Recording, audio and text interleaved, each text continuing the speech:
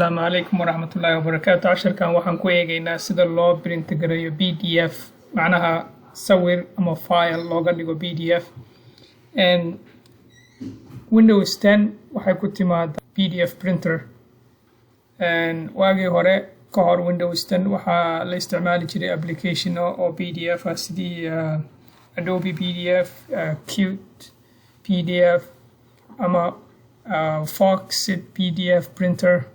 ومعناها application أما شركة كله أي سمايين لكن Microsoft waxay sameeyeen Windows 10 PDF ayay u sameeyeen marka ma u baahnid inaad application kale soo download gareysid si aad PDF u print gareysid xataa Microsoft Office option wuxuu leeyahay markaas PDF ahaan aad file u save gareyn karid oo extension PDF maadaama aad loo isticmaalo PDF markaas sida file direysid oo kale meel kale u direysid sida ugu habboon oo macnaha dhanka amniga ugu wanaagsan oo file loo diro si aan markaas qofkaad u direysidna uusan u ogaado inuusan waxaan virus ahayn fontiga iyo application settingka oo filekana uusan u bedelmin sida ugu fudud oo la isugu gudbiyo file waa PDF. marka waxaad samayn kartaa haddaan tago any application aan furo waxaan samaynayaa haddaan filekaas ama applicationka ama sawir ama wax kasta oo markaa aad print gareyn kadid PDF waa u bedeli karaa. marka waxaan taabtay menugaas hidden menuga applicationka waxaan oranayaa print markaan dhaho waxaan xulanayaa Microsoft print to PDF.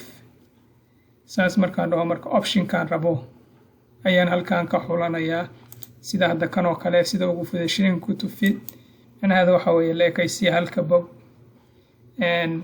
markaan saas u xusho haddaan dhaho print markaa wuxuu i siinayaa option meesha aan rabo inaan ku kaydiyo applicationkaas haddaan desktopka haddaan xusho PDF file save markaa pagekaas wuu save gareeyey. haddaa rabtid oo kale sawir oo kale PDF waa ka dhigi karaa haddaan picture soo download gareey hadda sawir oo saaran desktopka kale haddaan PDF ka dhigo haddaan dhaho print waxaan samayn karaa Microsoft print PDF print meeshaan rabo inaan ku save gareeyo ayaan xulanayaa. marka haddaan halkaan tago labada file aan sameeyey midna waa kii aan website ka soo print gareeyay oo waa PDF file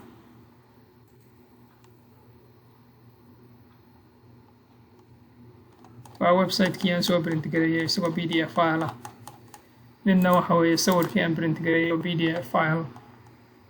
marka aad ay u fududahay sida Windows 10 loogu sameeyo PDF haddii aad print gareyn kadid waad u bedeli karaa PDF.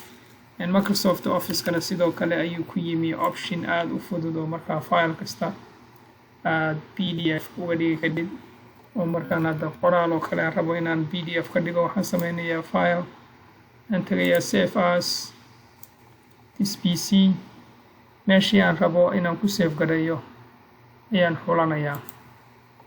markaas ka soo qaado waxaan rabaa desktopka kale inaan ku save gareeyo PDF file magacaan rabaan u bixinayaa save. marka waxaan ilaaway fileka extensionka inaan bedelo oo fileka PDF-ka haddaan hadda filekii furo dhaho save as more options meeshaan select gareynaya marka waxaan ilaaway inaan PDF ka dhigo optionka oranaya save as type ayaad waxaad u bedelaysaa PDF. markaad PDF u bedeshid markaas save aad oranaysaa. marka waa kaa filekiina markii hore aan Word ahaan u print gareeyay oo Microsoft Word isagoo ugu print gareeyay uu save gareeyay markii labadan PDF ka dhigana waxa weeye isagoo PDF ah marka standardkana waa PDF oo marka hadda fileka meel kale u diray sidoo kale marka taas waxay ahayd sida loo print gareeyo oo PDF file ama sawir ama shay looga dhigo PDF file ayuu ahaa. marka taas halkaas aan ugu gudbaynaa insha Allah. Assalaamu calaykum waraxmatullaahi wabarakaatu.